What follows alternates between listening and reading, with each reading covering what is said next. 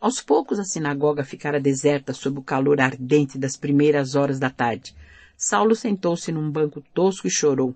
Era a luta entre a vaidade de outros tempos e a renúncia de si mesmo que começava. Para conforto da alma opressa, recordou a narrativa de Ananias no capítulo em que Jesus dissera ao velho discípulo que lhe mostraria quanto importava sofrer por amor ao seu nome.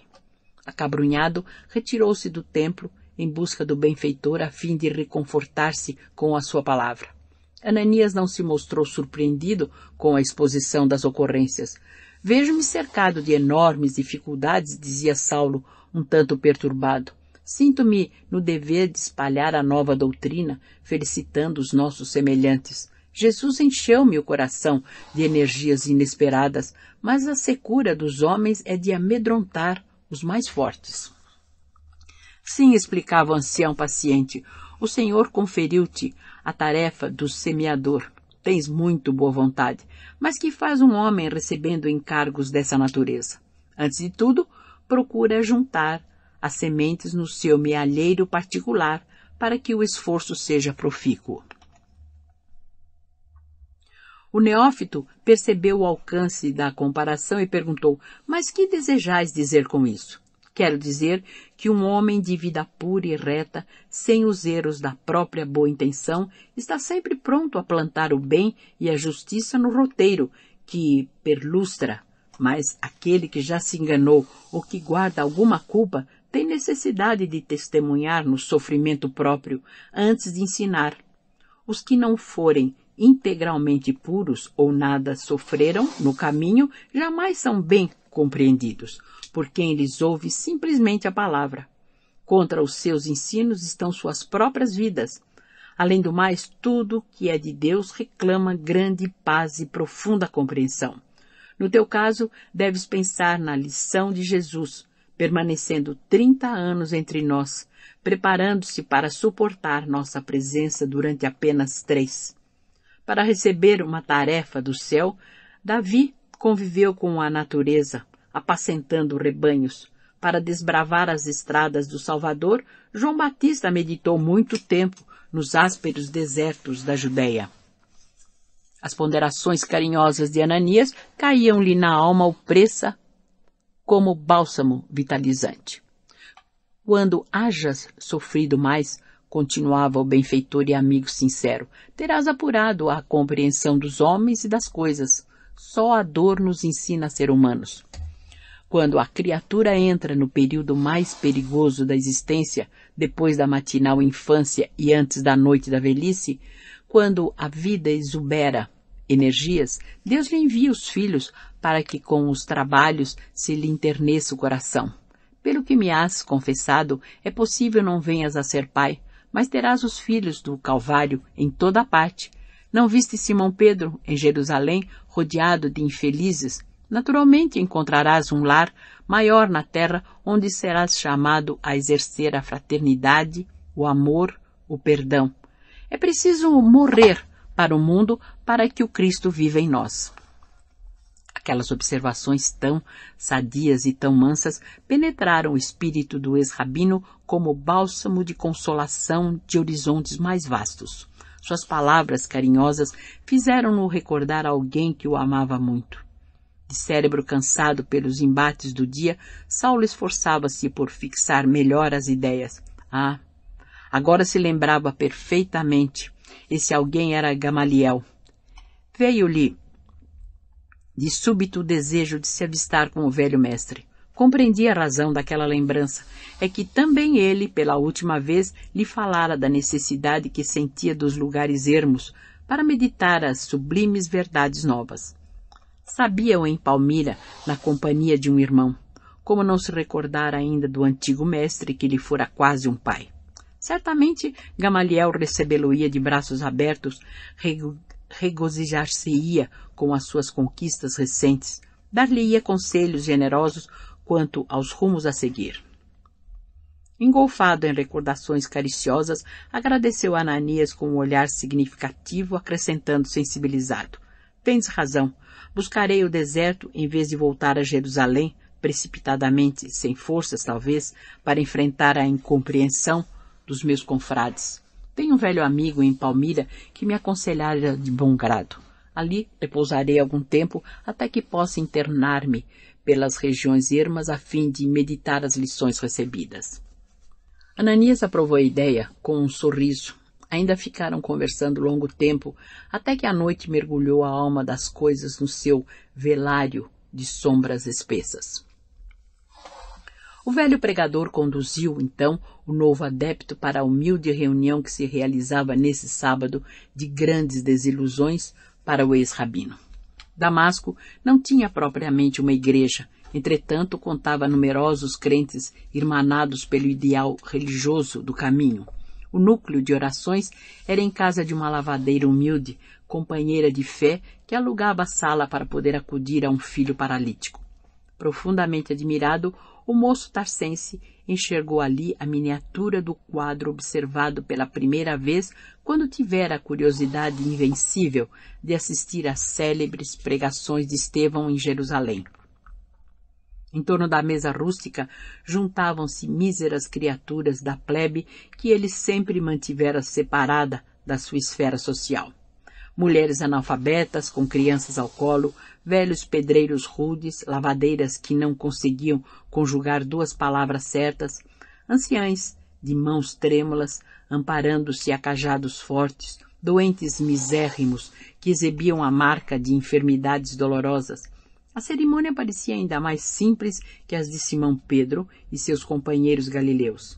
Ananias chefiava e presidia o ato, sentando-se à mesa, qual patriarca no seio da família, rogou as bênçãos de Jesus para a boa vontade de todos.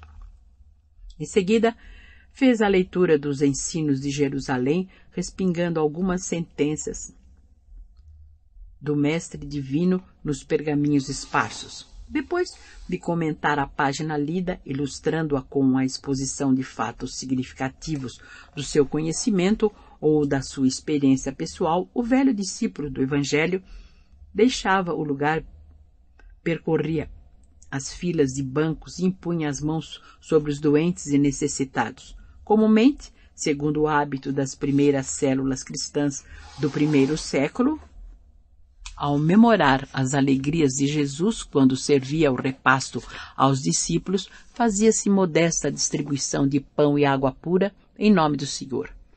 Saulo serviu-se do bolo simples enternecidamente. Para sua alma, o cibo mesquinho tinha o sabor divino da fraternidade universal.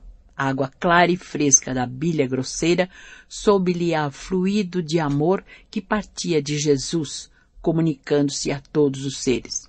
Ao fim da reunião, Ananias orava fervorosamente. Depois de contar a visão de Saulo e a sua própria, nos comentários singelos daquela noite, pedia ao Salvador proteção ao novo servo em demanda a Palmira, a fim de meditar mais demoradamente na imensidão de suas misericórdias. Ouvindo-lhe a rogativa que o calor da amizade revestia de amavio singular, Saulo chorou de reconhecimento e gratidão, comparando as emoções do rabino que fora com as do servo de Jesus que agora queria ser. Nas reuniões suntuosas do Sinédrio, jamais ouvira um companheiro exorar ao céu com aquela sinceridade superior. Entre os mais afeiçoados só encontrara elogios vãos, prontos a se transformarem em calúnias torpes quando lhes não podia conceder favores materiais. Em toda parte, admiração superficial, filha do jogo dos interesses inferiores. Ali, a situação era outra. Nenhuma daquelas criaturas desfavorecidas da sorte viera pedir-lhe facilidades. Todos pareciam satisfeitos ao serviço de Deus, que assim os congregava a termo de trabalhos exaustivos e penosos. E, por fim, ainda rogavam a Jesus lhe concedesse paz de espírito para o seu empreendimento. Terminada a reunião, Saulo de Tarso tinha lágrimas nos olhos. Na igreja do caminho, em Jerusalém, os apóstolos galileus o trataram com especial deferência, atentos à sua posição social e política, senhor das regalias que as convenções do mundo lhe conferiam. Mas os cristãos de Damasco impressionaram-no mais vivamente arrebataram-lhe a alma, conquistando-a para uma afeição imorredora, com aquele gesto de confiança e carinho, tratando-o como irmão. Um a um, apertaram-lhe a mão com votos de feliz viagem. Alguns velhos mais humildes beijaram-lhe as mãos. Tais provas de afeto davam-lhe novas forças. Se os amigos do judaísmo lhe desprezavam a palavra, cintosos e hostis, começava agora a encontrar no seu caminho os filhos do Calvário. Trabalharia por eles, consagraria ao seu consolo as energias da mocidade. Pela primeira vez na vida, revelou interesse pelo sorriso das criancinhas. Como se desejasse retribuir as demonstrações de carinho recebidas, tomou nos braços um menino doente. Diante da pobre mãe sorridente e agradecida, fez-lhe festas, acariciou-lhe os cabelos desajeitadamente. Entre os acúlios agressivos de sua alma apaixonada, começavam a desabrochar as flores de ternura e gratidão. Ananias estava satisfeito. Junto dos irmãos de mais confiança, acompanhou o neófito até a pensão de Judas. Aquele modesto grupo desconhecido percorreu as ruas banhadas de luar, estreitamente unido e reconfortando-se em comentários cristãos. Saulo admirava-se de haver encontrado tão depressa aquela chave de harmonia que lhe proporcionava segura confiança em todos. Teve a impressão de que nas genuínas comunidades do Cristo a amizade era diferente de tudo que lhe dava expressão nos agrupamentos mundanos. Na diversidade das lutas sociais, o traço dominante das relações cifrava-se agora a seus olhos nas vantagens do interesse individual, ao passo que na unidade de esforços da tarefa do mestre havia um cunho divino de confiança, como se os compromissos tivessem o ascendente divino, original. Todos falavam, como nascidos no mesmo lar, se expunham uma ideia digna de maior ponderação, faziam-no com serenidade e geral compreensão do dever.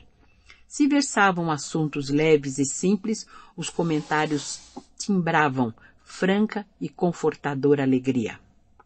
Em nenhum deles notava a preocupação de parecer menos sincero na defesa dos seus pontos de vista, mas ao invés, lhaneza de trato sem laivos de hipocrisia, porque, em regra, sentiam-se sob a tutela do Cristo, que, para a consciência de cada um, era o amigo invisível e presente a quem ninguém deveria enganar. Consolado e satisfeito de haver encontrado amigos na verdadeira acepção da palavra, Saulo chegou à estalagem de Judas, despedindo-se de todos profundamente comovido. Ele próprio surpreendia-se com o sabor de intimidade com que as expressões lhe afloravam aos lábios. Agora compreendia que a palavra irmão, largamente usada entre os adeptos do caminho, não era fútil e vã. Os companheiros de Ananias conquistaram-lhe o coração. Nunca mais esqueceria os irmãos de Damasco. No dia imediato, contratando um serviçal indicado pelo estalajadeiro, Saulo de Tarso, ao amanhecer, embora surpreendesse o dono da casa com o seu ânimo resoluto, pôs-se a caminho da cidade famosa, situada num oásis em pleno deserto. Nas primeiras horas da manhã, saíam das portas de Damasco 2 homens modestamente trajados à frente de pequeno camelo carregado das necessárias provisões. Saulo fizera questão de partir assim, a pé, de modo a iniciar a vida com rigores que lhe seriam sumamente benéficos mais tarde. Não viajaria mais na qualidade de doutor da lei, rodeado de servos, sim como discípulo de Jesus adstrito aos seus programas. Por esse motivo, considerou preferível viajar como beduíno para aprender a contar sempre com as próprias forças. Sob o calor calcinante do dia, sob as bênçãos refrigeradoras do crepúsculo, seu pensamento estava fixo naquele que o chamara do mundo para uma vida nova. As noites do deserto, quando o luar enche de sonho a desolação da paisagem morta, são tocadas de misteriosa beleza. Sob as frondes de algumas tamareiras solitárias, O convertido de Damasco aproveitava o silêncio para profundas meditações. O firmamento estrelado tinha agora